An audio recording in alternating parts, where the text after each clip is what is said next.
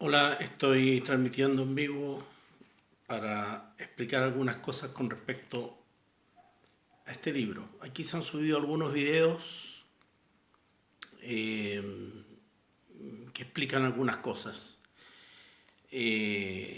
¿Por qué este libro? Este libro nace como necesidad de enfrentar mi pasado, que se quiebra en el año 1990, cuando inicio un rumbo de vida aparentemente distinto, sustancialmente el mismo por otras vías. ¿Por qué? Porque todos los años que yo cuento aquí, que entre paréntesis no es una biografía completa, son hechos, retazos de hechos, los hechos que consideré más importantes, no es una biografía completa de mi vida, ni mucho menos. Pero sin embargo toca algunos aspectos que son importantes que se conozcan, porque en la medida que son conocidos por algunas personas públicas, o fueron muy conocidos en su momento, como por ejemplo durante el tiempo del atentado a Pinochet, en donde yo fui involucrado y algunos libros me mencionan de una u otra manera. Para aclarar esos factores, yo nunca he ocultado mi pasado político ni mi militancia en el Frente Patriótico Manuel Rodríguez. No, nunca lo he hecho. No lo hice tampoco delante del juez Solís cuando fui detenido en el año 2009. Nunca he tenido problema para reconocer mi pasado. Sin embargo, desde que el año 90 yo inicio un camino espiritual distinto al camino político anterior, eh, no faltó quien pensara que yo quería ocultar mi pasado y presentarme como gurú o como profeta o no sé cómo ellos lo veían, cosa que yo nunca hice, y mofarse de que el antiguo terrorista ahora formaba una iglesia. Para salir al paso de aquello, yo he manifestado en mi blog personal, www.soyandariego, todo junto, wordpress.com. He manifestado mi historia, mis posturas, mis posiciones abiertamente. He contado mi historia en gran parte. Si ustedes revisan ese blog, El Andariego, o lo pueden buscar también en Google por blog de Ricardo André, con 2E. Pueden perfectamente acceder y darse cuenta que yo jamás he ocultado nada. Por lo tanto, este libro era necesario para un poco poner las cosas en su orden y en su lugar. Por un lado. Contar todo tampoco era el caso. Hacer un libro biográfico, que fue mi primera intención, habría sido largo, tedioso y a lo mejor sin ningún interés. La dificultad para hacer este libro es que las personas que no se pueden hablar de muchas personas que ya no están, no es justo. Yo menciono solamente la relación que yo tuve con ellos. ¿Mm? Y yo espero que si nombré a alguna persona que se sienta, que esté viva aún, o que yo no tenga contacto con ella y se sienta incómoda, le pido mis disculpas, pero yo no hice nada sino mencionar la relación que yo tuve con ellos o con ellas, y en ningún caso hablar de ellos, sino de hechos. Eh, este libro culmina con una reflexión con respecto a los acontecimientos que justamente se estaban dando cuando se cierra este libro en octubre, noviembre del año recién pasado, el 2019, con el estallido social. A raíz del estallido social, también yo publiqué no pocos artículos en un periódico digital llamado Yo Soy Noticia, y también en mi blog. Por lo tanto, todos pueden ver. Ahora, el problema lo tienen otros, no yo, porque otros quieren verme que yo estoy formando una iglesia o que yo me convertí en una especie de gurú o de profeta. Y entonces se mofan, o por otro lado pueden decir, no entendemos cómo este tipo que fue del MIR, fue comunista y después fue del Frente, fue un internacionalista que trabajó por causas internacionales, hoy día esté en esta parada. En realidad, yo me salí de la política militante y contingente, pero yo no me salí de las grandes causas. Yo jamás formé una iglesia. No, y tampoco me he presentado ni entre la gente que me acompaña ya 29 años o 28 años más o menos, ni públicamente en mis conferencias, ni en mis libros, como gurú o maestro. Simplemente yo comparto lo que yo entiendo, lo que yo he vivido y lo que yo creo que debiera ser un camino espiritual. En esa medida, yo sé que ha habido mucha incomprensión porque el ser humano funciona con esquemas. Si yo digo político, se piensa en partidos políticos. Si yo digo espiritual, se piensa en iglesias. Si yo digo Cristo, se piensa en los evangélicos o bíblicos. Se funciona por esquemas, pero esa primera función de esquemas denota muy poca información por un lado y mucha ignorancia por otro. Una de las primeras cosas que deberíamos hacer los seres humanos es comenzar a romper paradigmas y a comenzar a pensar en amplitud y empezar a adquirir metodologías de investigación, averiguación, análisis básicos mínimos, pero que nos permitan tener opiniones sólidas y no bravatas y calificativos tirados al voleo. Yo creo que daríamos un gran paso de alturas si lográramos ese tipo de cavilación, análisis y proyección. Es como decir, fue del frente, terrorista. Y según por ahí un profesor que ha escrito varios libros, entre ellos sobre los arsenales de Carrizal, el atentado, etc., de nombre inglés Scott, no sé cuánto. Bueno, este caballero dice que un terrorista es terrorista, se queda terrorista y muere terrorista. Lo que no es así. Primero que nada, nosotros en la membresía del Frente y antes en el MIR nunca fuimos terroristas. Éramos políticos. Y que en base a un análisis equivocado, no. Justo no. En base a un análisis político de la sociedad, de las contradicciones y las correlaciones de fuerzas que se movían y de nuestros propósitos, equivocados o no, pero políticos, ¿no? Definíamos que la forma de hacer política o la forma de romper con un sistema político era o fue lo que fue el MIR en su momento o lo que hizo y se planteó el Frente en otro momento. Yo nunca he estado ni en el MIR, menos los comunistas, ni en el Frente con grupos de cabezas calientes que hacían las cosas al azar y que salían a tirar piedras y a quemar buses. Yo siempre estuve en estructuras de mando, con criterios políticos, con instrucción, con capacitaciones, en donde el arte y las leyes militares se consideraban y en donde el análisis político para una acción militar era imprescindible. Esa es mi experiencia de no pocos años en eso. Por lo tanto, cuando me dicen terrorista, yo subí un artículo precisamente en un blog que habla de Ecos de otra vida, el blog que habla de este libro, sobre terrorismo, que sería interesante que fueran a mirar. Por lo tanto, cuando yo hago este libro, lo hago reivindicando ciertas cuestiones que me han sostenido y por eso hablo también de mi infancia algo o de mis inicios, porque lo que a mí me ha movido desde siempre ha sido primero la justicia, la exigencia de derechos. Y eso conllevaba a que yo desde muy joven, muy niño, sentía impotencia, rabia y rebelión de frente a las injusticias, de frente al pisoteo de los derechos de otros, de frente a la falta de oportunidades. Siempre me indignó profundamente desde muy niño la pobreza, y yo vi pobreza. Y en los años en que yo nací, 53, en Chile había mucha pobreza, en los años 60, mucha pobreza. Que no es la pobreza de hoy, ojo. La pobreza de hoy, llevada a los años 60 o 70 o finales del 50, la pobreza de hoy sería clase media en ese tiempo. Y eso fue lo primero. Y el otro elemento que me nace naturalmente es la libertad.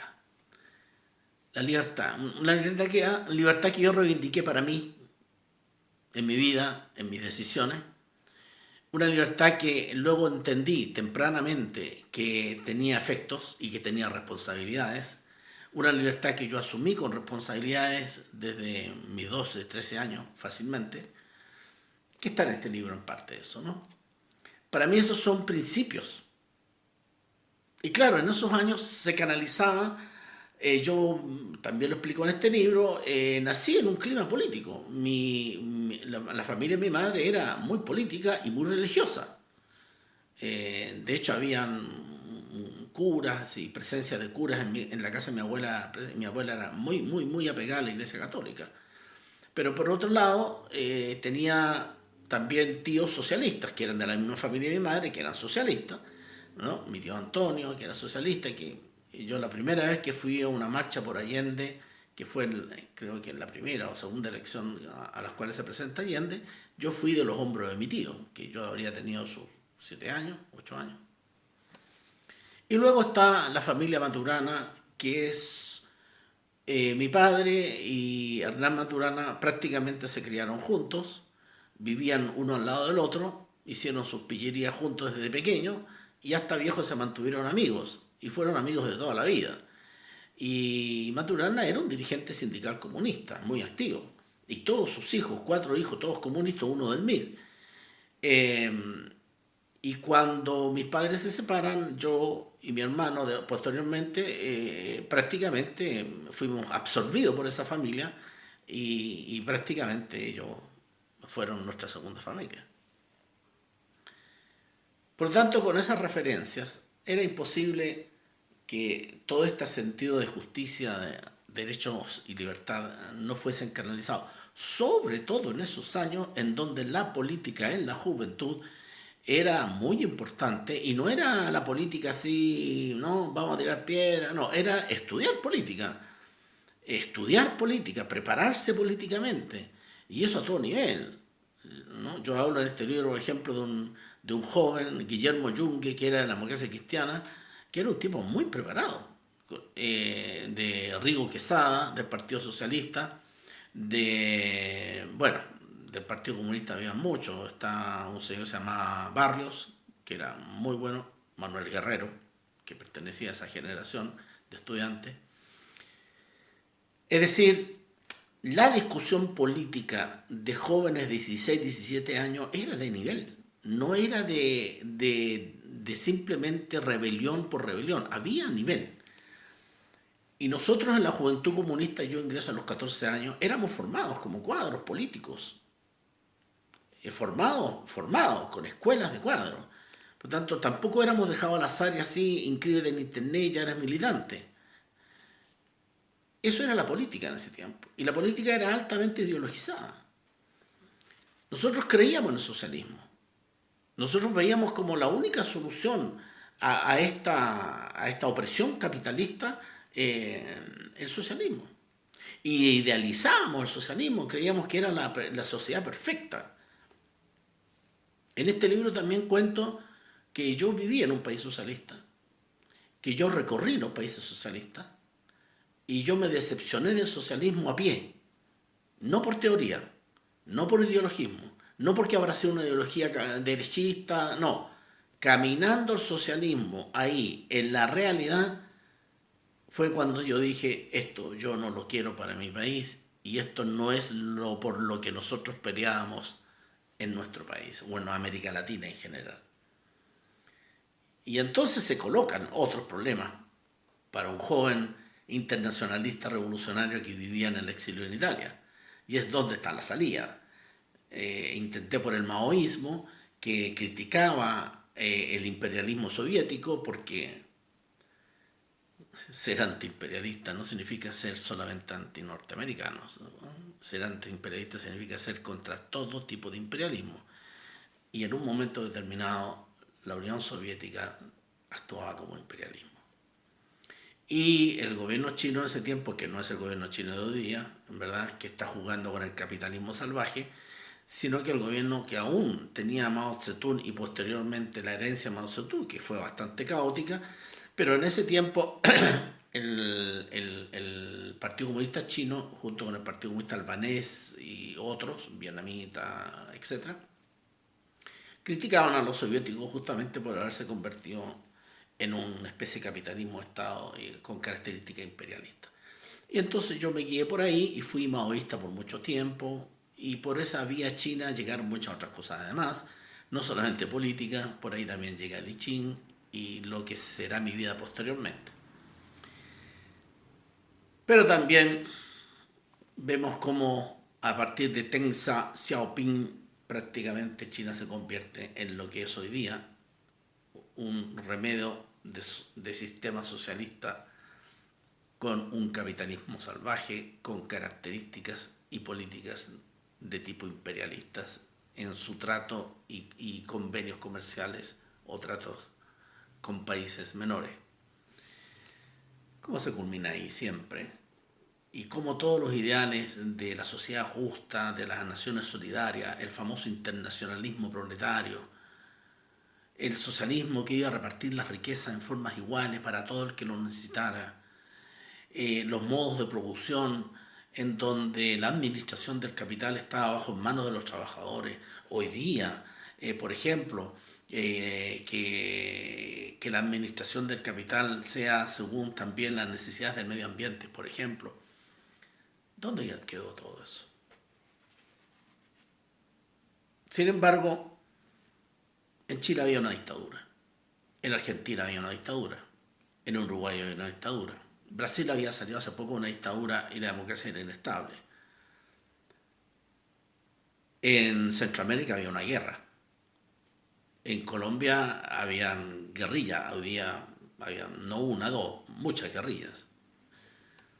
En ese cuadro, con esa situación, no había mucho que darle a pensar en cuestiones teóricas. Después vino la perestroika que se encargó de poner las cosas en su lugar.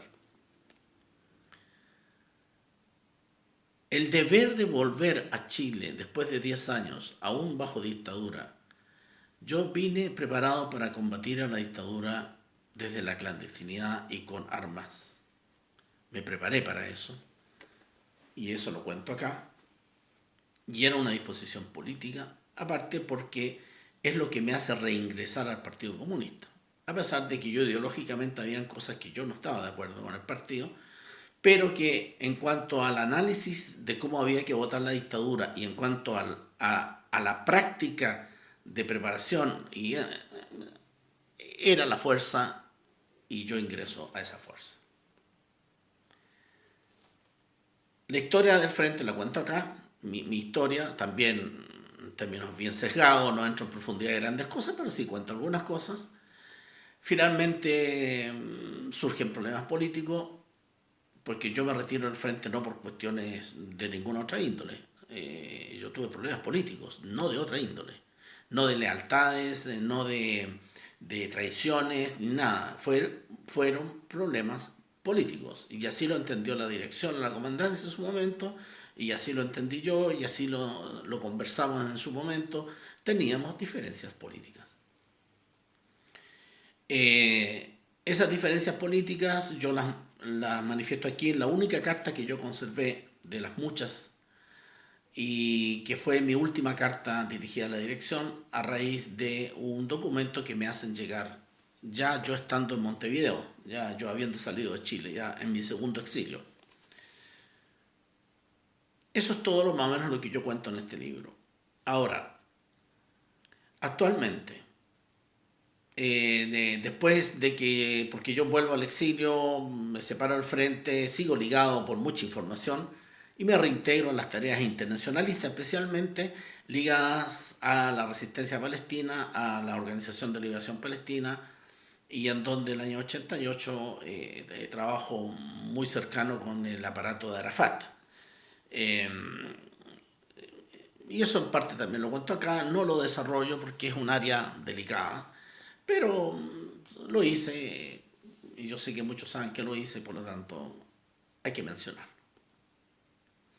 Y será en esa tarea del año ya 90 es cuando me viene una decisión interior de que la política, así como estaba, y las grandes luchas así como eran, y el uso de las armas que conocí muy de cerca y las consecuencias de la guerra que vi, no solamente vi, porque yo fui corresponsal de guerra, yo vi muertos y guerras y sufrí la guerra, yo tuve una intoxicación por napalm en el Líbano.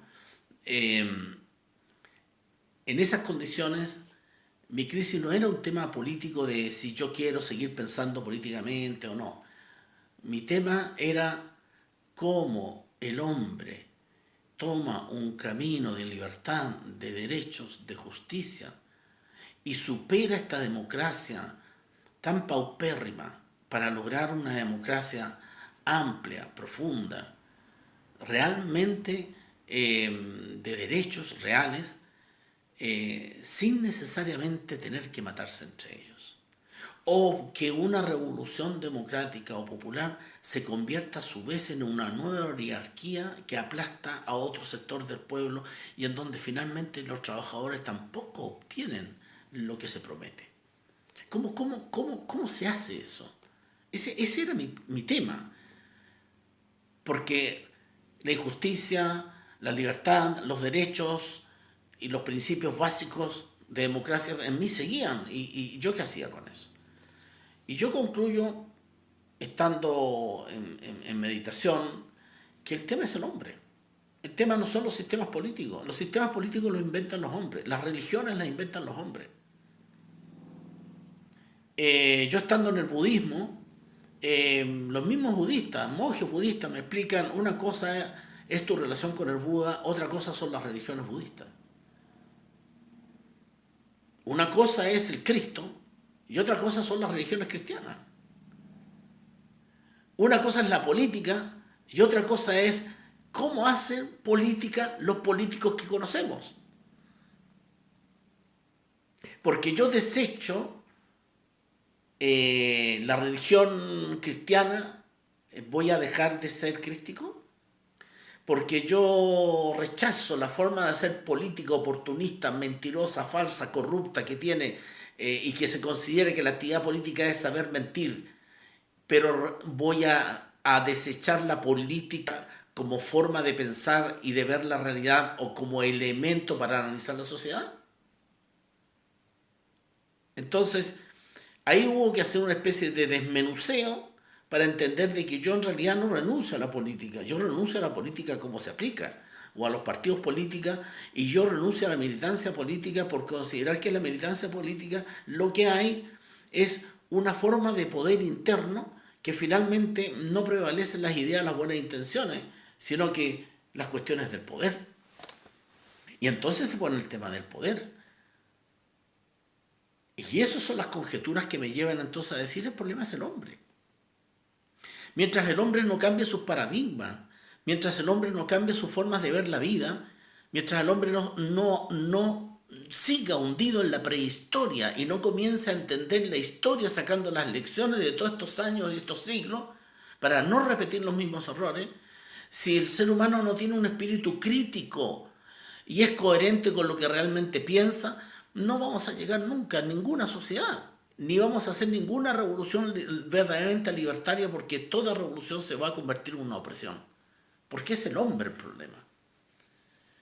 Y entonces, claro, para mí la sabiduría de los budistas o la sabiduría que me entregó el I Ching en el libro Los Cambios, que me entregó mucha sabiduría, por ejemplo, explicarme de que, de hecho, el libro se llama el libro Los Cambios, de que los cambios es una ley permanente, que los cambios generan revoluciones y que las revoluciones, si no son para progresar, ¿verdad?, son lo que se llaman movimientos retrógrados.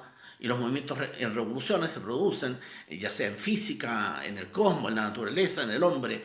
Si una revolución que da un salto hacia adelante se convierte en su elemento contrario, es una especie de movimiento retrógrado, es decir, como las estrellas que se hunden hacia sí mismos y que hacen una implosión. Y suelen ser más dañinas que las revoluciones que son expansivas.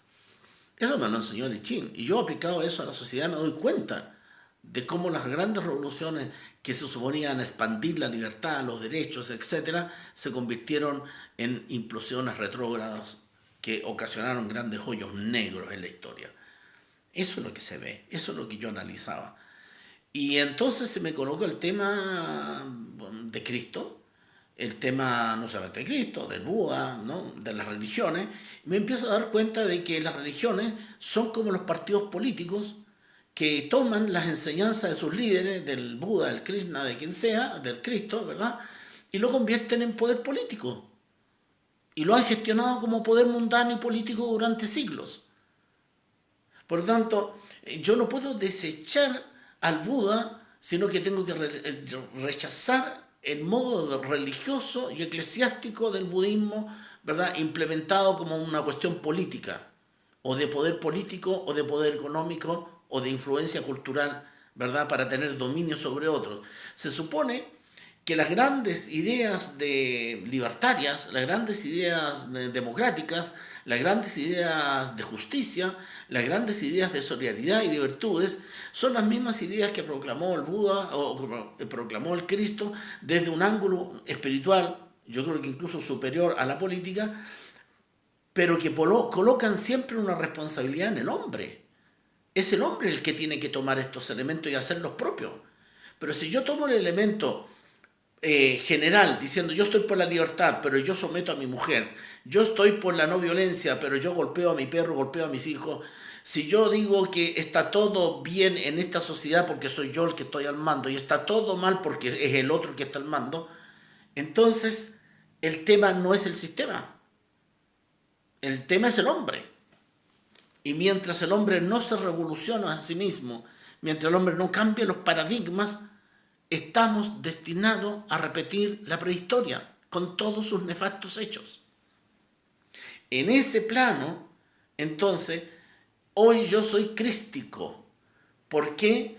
Porque tengo una visión, además de lo que ya tenía, porque yo no he renunciado a lo que ya tenía, la libertad, los derechos, la justicia, me siguen rabiando la pobreza, la injusticia, los abusos.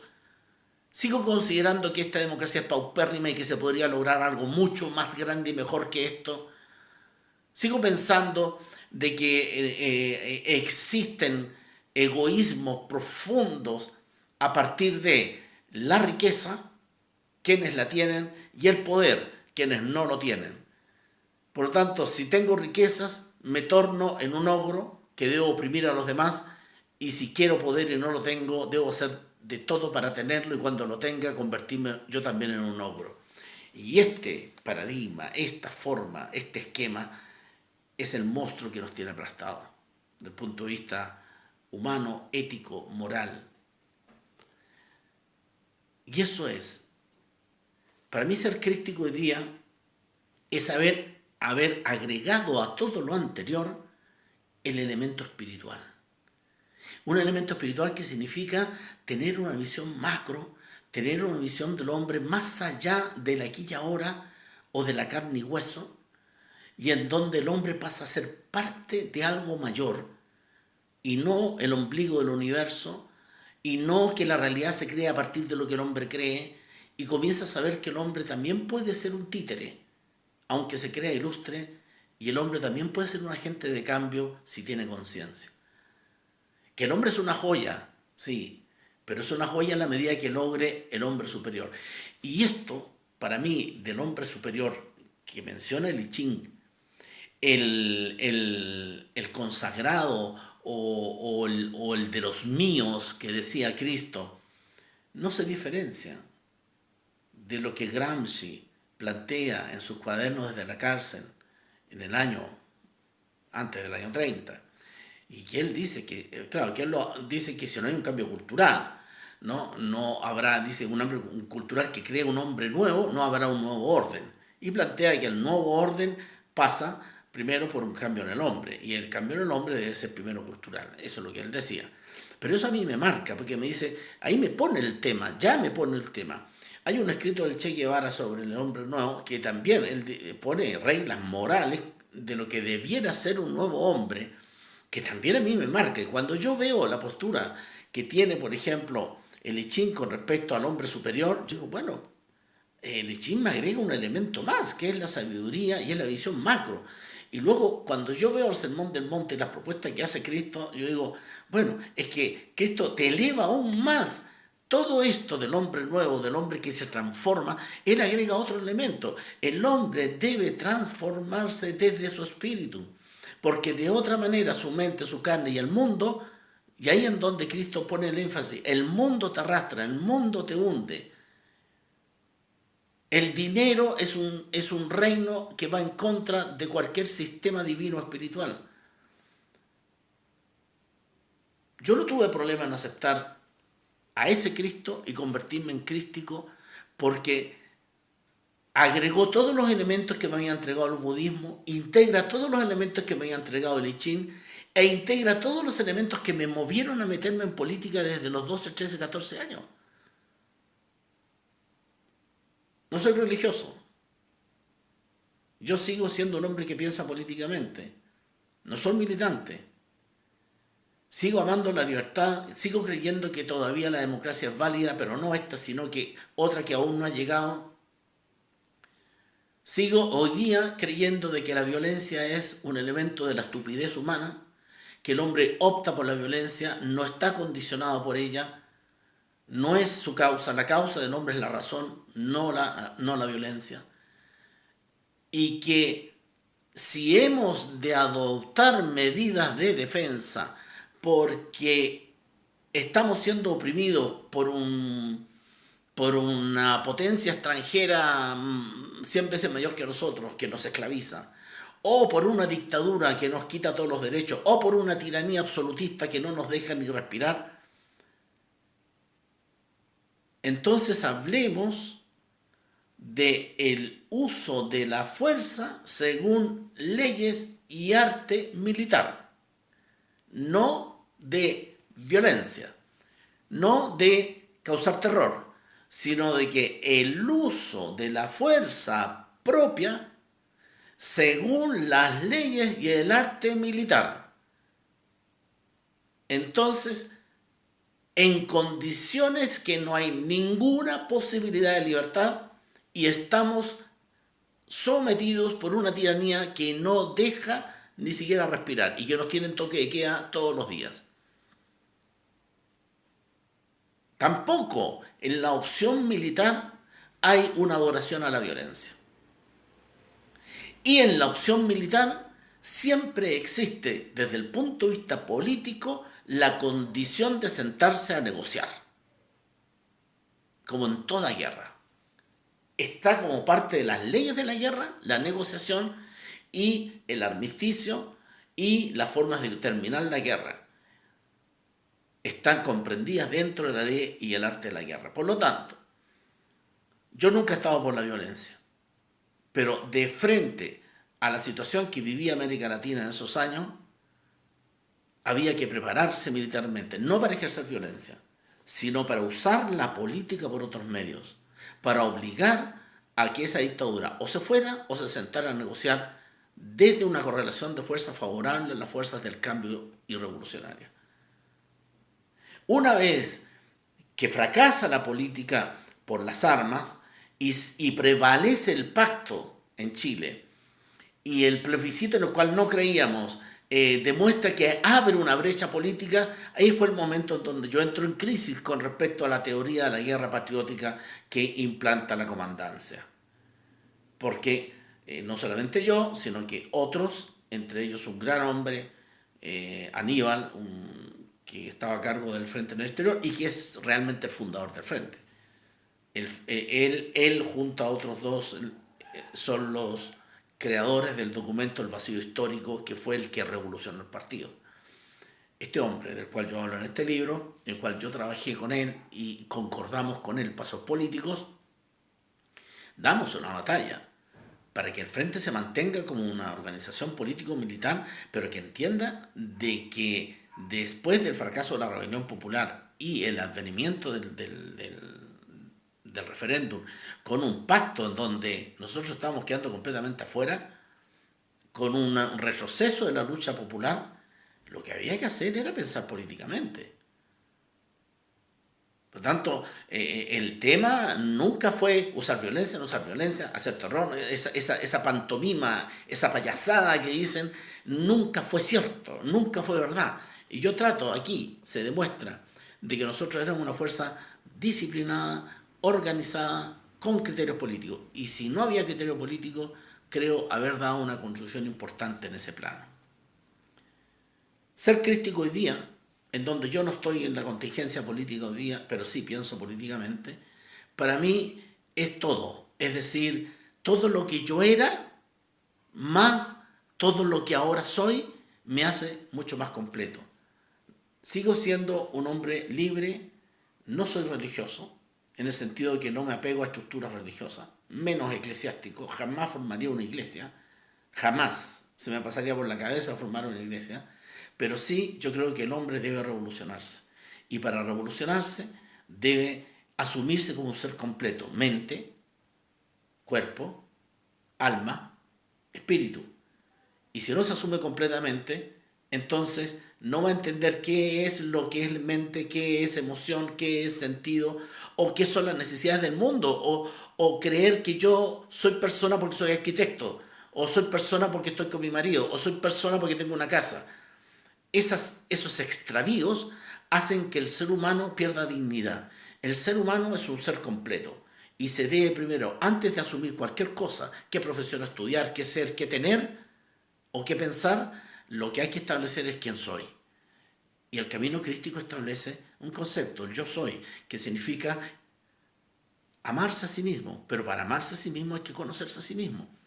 Y lo crístico lo que entrega son herramientas para que tú llegues a conocerte a ti mismo y puedas establecer libremente tu opinión con respecto a la sociedad desde ciertas bases, la libertad, la justicia, las virtudes, la solidaridad y la democracia como un valor en bruto, que todavía no hemos llegado a vivir lo que realmente puede dar la democracia en términos reales. No esta que conocemos, que es paupérrima y ha quedado obsoleta, sino esa otra que tenemos que todavía lograr. Eso es lo que yo quería compartir hoy día con ustedes, para que ustedes... ¿Qué diferencia hay entre este libro que habla de Camilo Maturana y el Ricardo André, que yo he conocido en varios libros de Lichín, el Tao Crístico, el Ara y muchos otros libros, o las conferencias de Ricardo André? Eh, no hay ninguna diferencia sustancial en cuanto a propósitos de cambio en el hombre en el sentido progresivo, de toma de conciencia, el hombre logrado, el hombre nuevo. Que si yo intenté por otra vía, por el rodriguismo, por la revolución, por el socialismo, y que hoy día creo que se resumen mucho más completamente en el camino crístico. Mi nombre verdadero es Ricardo Andrés Urrutia Vargas. Inscribí el seudónimo Ricardo André para publicar el libro de Lichink y posteriormente he publicado varios libros. Está inscrito en el derecho a autor, inscrito bajo mi root, etc. Por tanto, no es un secreto, no es un cambio literario, no es un cambio de clandestinidad, ni mucho menos. Mientras que Camilo Maturana sí era... tampoco fue... Camilo Maturana publicó artículos, publicó libros, publicó ensayos, publicó cuentos en Italia, en Canadá, en Albania, en París. Es decir, tampoco ese era un elemento clandestino. Lo que pasa es que seguí llamándome Camilo tanto en el MIR como en el Frente. Y ese fue mi nombre también en la clandestinidad. Y en el fondo soy una sola persona que hoy día se resume en valores, en principios y en un intento acérrimo y disciplinado por ser coherente con lo que pienso y con lo que soy. Gracias.